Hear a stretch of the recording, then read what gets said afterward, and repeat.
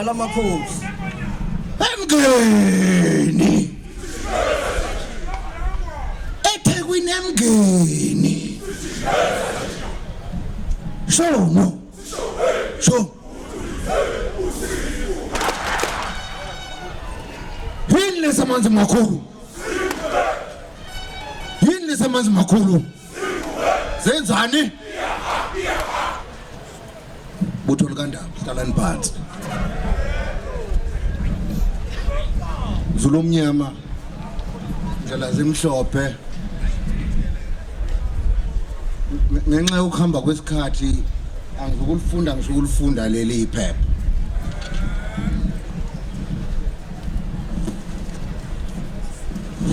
ngicela ukuthi kulolu suku sidibene entabeni engcwele ezulumnyama yethu uMdlukumbane naye ngokuvashelwa zinyanda ezulu ehlezi esihlalweni sikaPhunga noMageba wakhanyiseleka ehlezi esihlalweni ukuthi esandlwane uNkulunkulu idlozi lwehlela uthini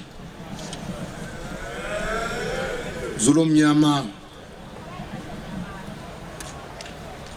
ndlela zimhlophe ngicela ukuba ngimukele Ndunankulu kaZulu Thula Sizwe mfundisi Buthelezi abatwana basedlukulu abakhona sekela Ndunankulu inkosi Chiliza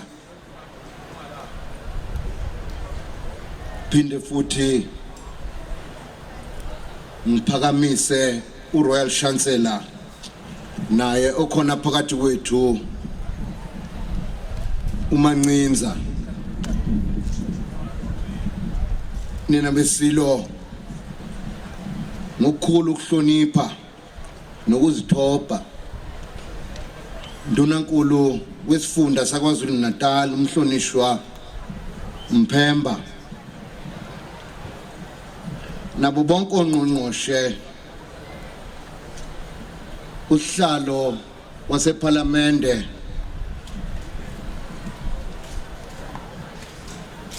mama wami uhlezi ukhona njalo lokungahlala esihlalweni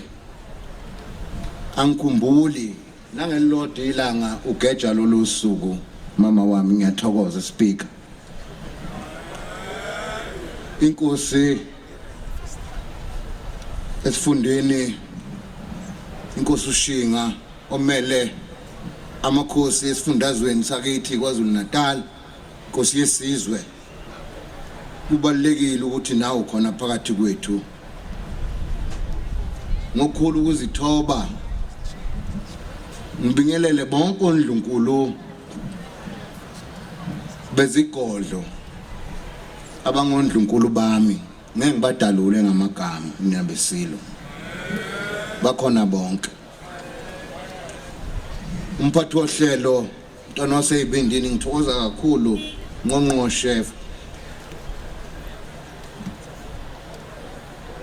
umhlonishwa ubaba ngiyathokoza kakhulu ngqongqoshe wami Kapisa sihlezi sibambene nawe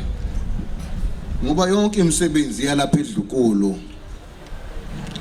ingaphansi kwakho ngiyathokoza kakhulu ngqongqoshe Kapisa nabesilo ngingakhohlwa sinenhlahla enkulu ukhona no former premier wethu engimhlonipha kakhulu wayesebenza kakhulu noMdlukumbane ubaba umhlonishwa uZweli Mkhize Gcwabe siyathokoza ukuthi ube khona nawe ngiphinde ngihloniphe kakhulu umnumzane uJeff Hadebe ophinde abe umaluleki wami endaweni engihlezi kuyo Bhungane ngiyathokoza thina ukhona Bhungane.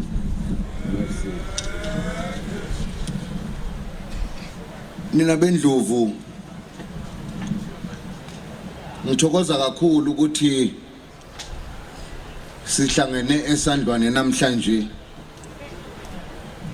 la khona sikwazi ukuthi sihlanganise siwuZulu sihlangane amakhanda washo uMdlungubani wathi hlangana mhlathowaza naye Zulu omnyama kakusiqali lokho abantu bofika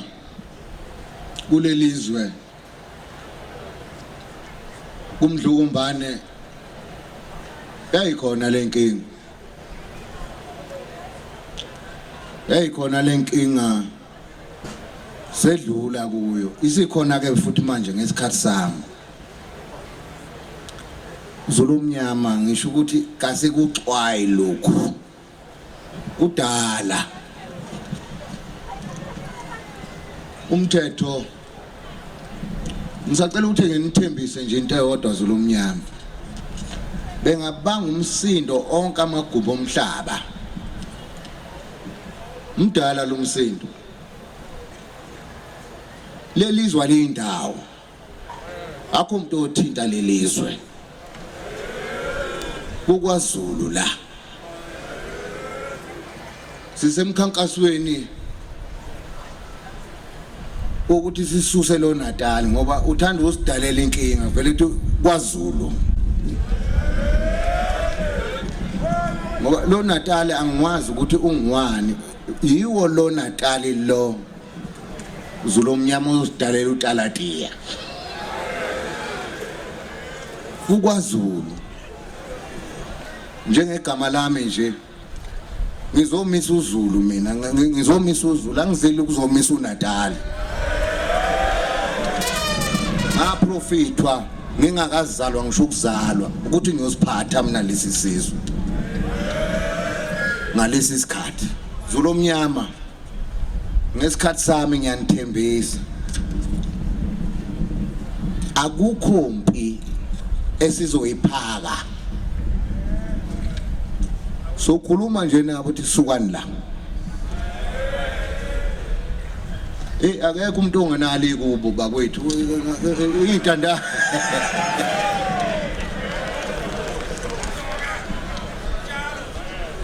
kodwa Zulu omnyama sikhumbule futhi ukuthi siphakathi komkhosi wokweshwama ngisafakwe ingubo emlonyeni angikwazi ukuqeketha kakhulu inhlambelo isemanzi liyakhumbula ibutho mhlanga elikhipha ondini ngomsombuluko ukuthi inhlambelo isamile Zulu omnyama niyakhumbula yothi ke mase kusho inhlambelo bese sihlala phansi ke sikhuluma indaba zakwaZulu nezwe lethu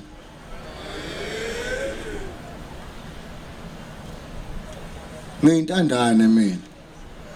wahamba uMdlungubani nomama ongizalayo wahamba kodwa ayikho intandane kwaZulu ayikho umntanakho umntanami niyangezwa akekho umuntu la ongenalo iphakelo lakhe niyangezwa ake ngene lapha ke Zulu omnyama ukuze siqondisane nje lo mcimbi lo esikuwo namhlanje akusiwona umcimbi kaHulumeni wayengekho uHulumeni uJininindi ePhakalembe wayengekho uHulumeni kwakhona uZulu la